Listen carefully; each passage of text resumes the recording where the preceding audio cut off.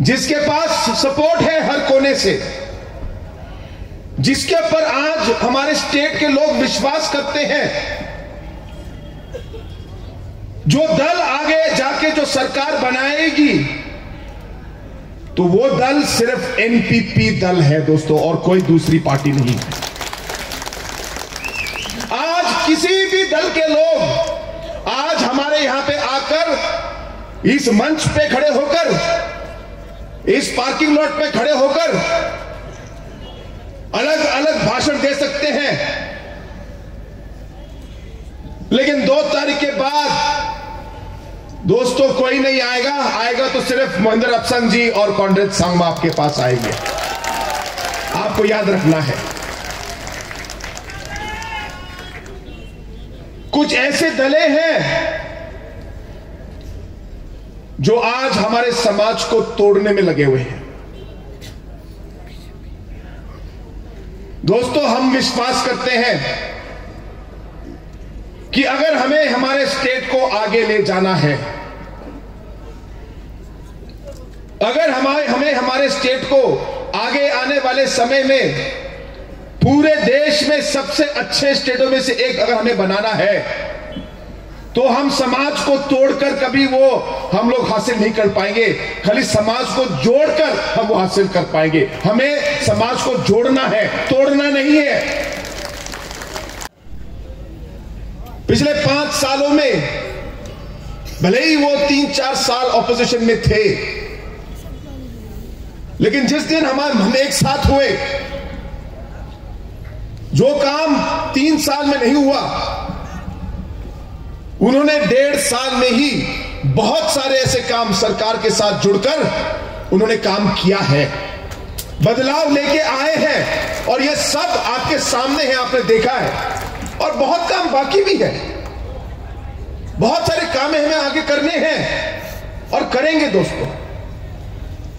आज महेंद्र अपसंग जी, इनकी सोच, इनका मन, किस तरीके से वो हर समाज के लोग को साथ लेकर चलते हैं आप जानते हैं।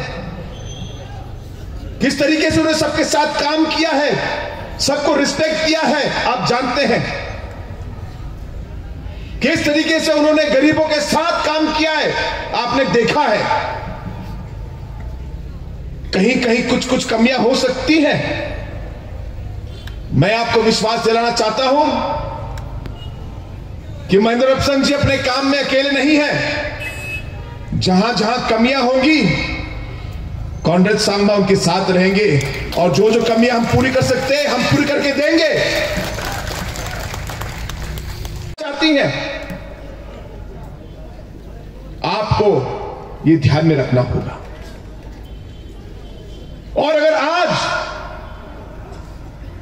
कुछ लोग शायद घबराकर, मैं डरना नहीं बोलूंगा कि डरना नहीं चाहिए, कभी नहीं चाहिए, घबराकर गलती से भी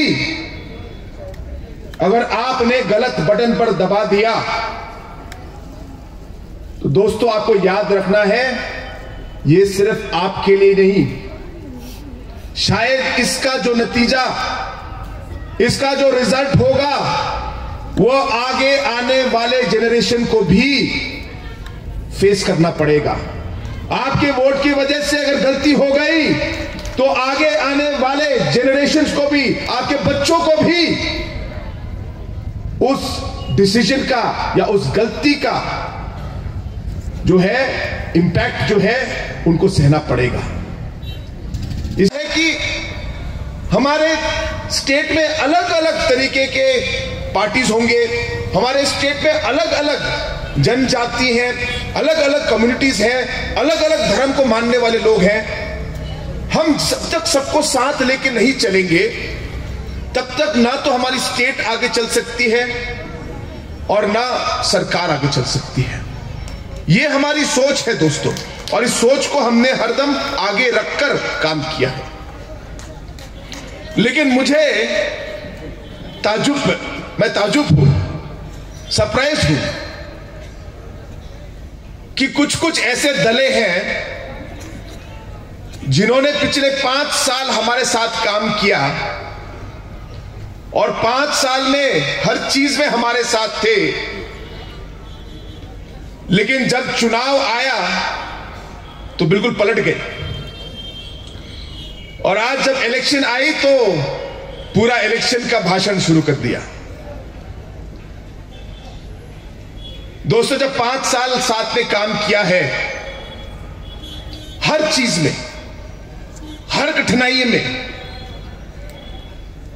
तो सिर्फ जब इलेक्शन आया तो इलेक्शन के समय में अपना भाषण बदल दिया, अपना स्पीच बदल दिया। दोस्तों, शायद ऐसी पार्टी आज आपका वोट लेंगे, आपका वोट मांगेंगे, जिस दिन हम आप वोट देंगे उसके बाद आपके लिए क्या करेंगे, क्या नहीं करेंगे, क्या पलटी मारेंगे, आप सोच सकते हैं। जब हमारे साथ ही 5 साल काम करने के बाद अंत में अभी इलेक्शन आने के समय में पलटी मारी और अलग अलग चीजें बोली, तो शायद आपके साथ भी ऐसा हो सकता है। के मौसम में वो शायद मसाला और गरम जो स्पीच मिला, शायद आप लोग को अच्छा लगा। दोस्तों, आप सबको मालूम है कि 27 तारीख को चुनाव है, और इस चुनाव में आपको एक बार फिर महेंद्र नपसंग जी को आपको चुनना है, और हम सबको एक बार फिर एनपीपी की नई सरकार बनानी है। पिछले 5 सालों में आपने देखा होगा कि अलग अलग चुनौतियों के बावजूद, अलग अलग समस्याओं के बावजूद,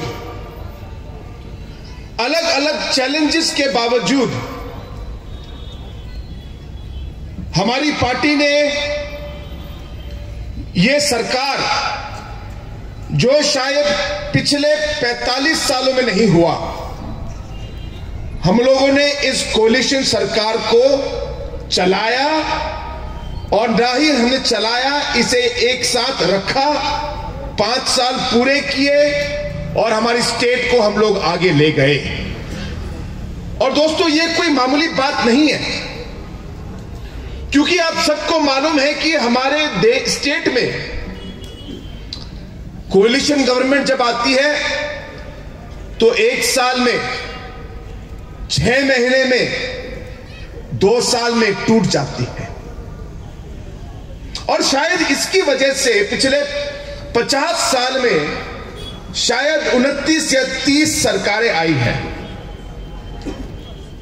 और क्योंकि सरकारें 6 महीने हर 1 साल में बदलती रही, इसकी वजह से बहुत सारे ऐसे काम थे जो हो नहीं पाए, क्योंकि स्टेबिलिटी नहीं थी। लेकिन पिछले 5 सालों में अलग अलग चुनौतियों के बावजूद एनपीपी ने सरकार को 5 साल पूरे टर्म खत्म करके चलाई।